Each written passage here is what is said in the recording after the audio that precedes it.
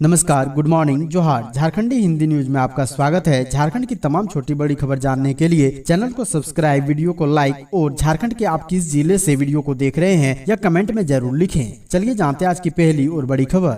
PMLA court में पेश किए गए विष्णु अग्रवाल, ईडी ने 7 दिनों की मांगी रिमांड, कोर्ट ने भेजा जेल, आज फिर होगी बहस। रांची में हुए जमीन घोटाले मामले में न्यूक्लियस मॉल संचालक विष्णु अग्रवाल को ईडी ने गिरफ्तार कर लिया है। उन्हें पीएमएलए की विशेष अदालत में प्रस्तुत किया गया है, जहां ईडी ने 7 दिनों की रिमांड देने की गुजारिश कोर्ट से की है। कोर्ट ने उन्हें जेल भेज दिया है। रिमांड पर आज फिर से बहस होगी। वे इस जमीन घोटाले मामले के 13वें आरोपी हैं। ईडी के सामने वे तीसरे नोटिस के बाद पहुंचे थे। 31 जुलाई की शाम तकरीबन 4 बजे ईडी कार्यालय पहुंचे। देर रात 10:30 बजे ईडी ने गिरफ्तारी की पुष्टि की। उन्हें पीएमएलए की विशेष अदालत में पेश किया गया। ईडी के अधिकारियों ने सोमवार को उनसे 6 घंटे के करीब पूछताछ की है। तिलोक महतो हत्याकांड में 3 गिरफ्तार, थूक चटवाने पर मारी थी गोली, 1.5 साल से सुलग रही थी बदले की आग। झारखंड के सरायकेला आरआईटी थाना अंतर्गत 24 जुलाई को तिलक महतो की हत्या कर दी गई थी, जिसमें शहजाद आलम, संजय कुमार महतो व मोहम्मद शरीक को गिरफ्तार कर लिया गया है। उक्त जानकारी पुलिस अधीक्षक डॉक्टर विमल कुमार ने अपने कार्यालय कक्ष में संवाददाता सम्मेलन को संबोधित करते हुए दी। उन्होंने बताया कि आरआईटी थाना अंतर्गत मृतक तिलक महतो की हत्या उनके ही घर के 500 मीटर की दूरी पर अज्ञात बदमाशों द्वारा गोली मारकर कर दी गई थी। इस मामले में एसडीपीओ हरविंदर सिंह के नेतृत्व में टीम गठित कर अलग अलग जगहों में छापेमारी की गई और कुल 5 लोगों के शामिल होने की जानकारी मिली।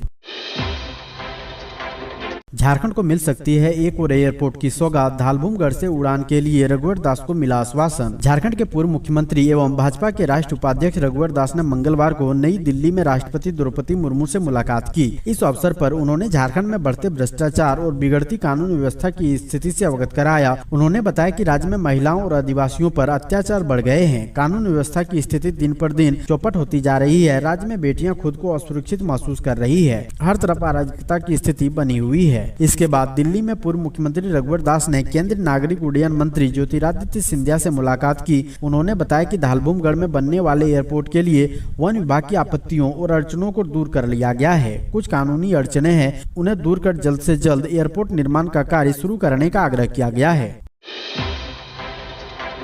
झारखंड के इन जिलों में 2 दिन तक होगी बहुत भारी बारिश, ऑरेंज अलर्ट जारी। झारखंड में मानसून सक्रिय है। पिछले 24 घंटे में राज्य में लगभग सभी स्थानों पर हल्के से मध्यम दर्जे की बारिश हुई। कहीं कहीं भारी और बहुत भारी बारिश हुई, जबकि 1-2 स्थानों पर अति भारी बारिश दर्ज की गई है। राज्य में मानसून गतिविधि सक्रिय रही। सबसे अधिक वर्षा 212.4 मिलीमीटर पाकरटन सिमडेगा में दर्ज किया गया। सबसे अधिक उच्चतम तापमान 37 डिग्री सेल्सियस गोड्डा में, जबकि सबसे न्यूनतम तापमान 22.3 डिग्री रांची में दर्ज किया गया। राज्य के कई जिलों में भारी बारिश की संभावना है। वहीं 1 अगस्त को इसे लेकर विभाग ने ऑरेंज अलर्ट जारी कर दिया है।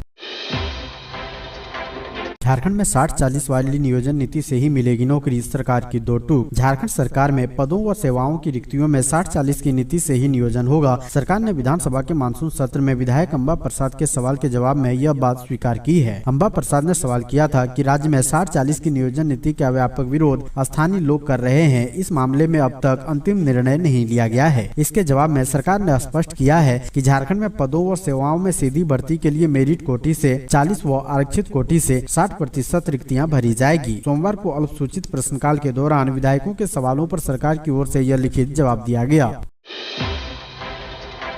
प्रदीप यादव ने कहा, मीटर नहीं लगाने के कारण 100 यूनिट बिजली फ्री का फायदा नहीं उठा पा रहे आदिवासी। झारखंड विधानसभा में अनुपूरक बजट पर चर्चा के दौरान कांग्रेस विधायक प्रदीप यादव ने कहा कि सरकार की महत्वाकांक्षी योजना 100 यूनिट बिजली फ्री का लाभ झारखंड के आदिवासी, दलित और अल्पसंख्यक समुदाय के लोग नहीं उठा पा रहे हैं। राज्य के कई ऐसे आदिवासी बहुल क्षेत्र हैं जहाँ अभी तक बिजली विभाग ने मीटर ही नहीं लगाया है, जिसके कारण उन्हें फिक्स बिजली बिल का भुगतान करना पड़ रहा है। इसलिए बिजली विभाग सरकार की योजना पर पानी फेरने का काम बंद करें और जल्द से जल्द मीटर लगाने का काम शुरू करें, ताकि इस योजना का लाभ आदिवासी समाज को मिल सके। दूसरे दिन भी धरना पर रहे टेट पास पारा शिक्षक। झारखंड विधानसभा के समक्ष कूटे मैदान में झारखंड राज्य टेट सफल समन्वयक समिति के बैनर तले एक मांग वेतन मान को लेकर टेट पास पारा शिक्षक दूसरे दिन भी धरना पर रहे। प्रखंडवार प्रदर्शन के तहत मंगलवार का पलामू प्रमंडल के शिक्षक धरना पर बैठे थे। उनकी एक ही मांग है कि सहायक आचार्य नियुक्ति के पूर्व 14,042 टेट पास सहायक अध्यापकों को वेतन मान दिया जाए। उनका कहना है कि राज्य के सहायक अध्यापक 20 वर्षों से लगातार अपनी सेवा देते आ रहे हैं। उनका कहना है कि पिछले दिनों कई उच्च स्तरीय कमेटी द्वारा स्टेट पास पारा शिक्षकों को सीधे वेतनमान देने की अनुशंसा की गई थी, परंतु अभी तक उन्हें वेतनमान से वंचित रखा गया है। झारखंड में पत्रकार सुरक्षा कानून जल्द लागू होगा, सीएम हेमंत सोरेन का आश्वासन। मुख्यमंत्री हेमंत सोरेन ने कहा कि राज्य में पत्रकार सुरक्षा कानून जल्द लागू होगा। पत्रकार सुरक्षा से संबंधित पत्रकारों की सभी मांगे शीघ्र पूरा किया जाएगा। मुख्यमंत्री की ओर से यह आश्वासन झारखंड जर्नलिस्ट एसोसिएशन के बैनर तले आयोजित धरना के दौरान दिया गया। विधानसभा के समक्ष शुरू किए गए 2 दिवसीय धरना मुख्यमंत्री के आश्वासन के बाद समाप्त कर दिया गया। इससे पहले झारखंड जर्नलिस्ट एसोसिएशन ने राज्य में पत्रकार सुरक्षा कानून लागू करने की मांग को लेकर धरना शुरू किया। धरना में रांची, हजारीबाग, पलामू और लातेहार सहित अन्य जिलों से बड़ी संख्या में एसोसिएशन से जुड़े पत्रकार शामिल हुए।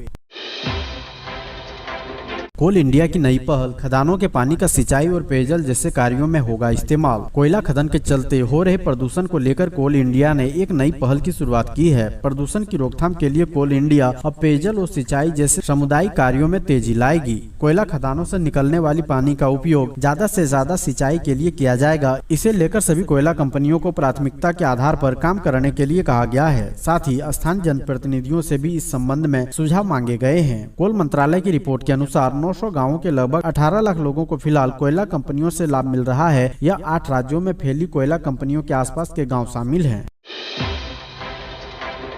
धनबाद में सिंह मैंसन समर्थक धनंजय की बेरहमी से हत्या, घर में घुसकर पत्नी बेटियों के सामने दी दर्दनाक मौत। सिंह मैंसन समर्थक धनंजय यादव को हत्यारों ने बेबस कर उनकी निर्मम हत्या कर दी थी। उसे बेटियों व पत्नी को मारने की धमकी देकर पहले बेबस किया, उसके बाद उसे असहाय कर उसकी हत्या कर दी गई। अपराधियों ने सबसे पहले धनंजय के घर की चारदीवारी को फांदकर घर में प्रवेश किया। उसके बाद धनंजय के कमरे का दरवाजा खुलवाया। जैसे ही धनंजय की पत्नी पूनम देवी ने घर का दरवाजा खोला, वैसे ही अपराधियों ने पिस्टल की नोक पर सबको कब्जे में ले लिया। अपराधी धनंजय की दोनों बेटियां व पत्नी पर भुजाली सटाते हुए इन लोगों को जान से मारने की बात कहने लगे। अपराधी कह रहे थे कि सभी को मौत के घाट उतार दो। यह सुन धनंजय खुद को आत्मसमर्पण करते हुए कहा कि मुझे मार दो, लेकिन मेरी पत्नी और बच्चों को छोड़ दो। इसके बाद अपराधियों ने धनंजय की पत्नी व बच्चियों के सामने ही ताबड़तोड़ भुजाली से प्रहार कर दिया। 2 अपराधी ने धनंजय को गोली मार दी, जिससे घटना स्थल पर ही उसकी मौत हो गई। जाते जाते अपराधियों ने धनंजय के शव के पास बम फेंका, मगर वह बम फटा नहीं। अगर वह बम फटता तो उनकी पत्नी, भाभी और दोनों बेटी की भी मौत हो सकती थी।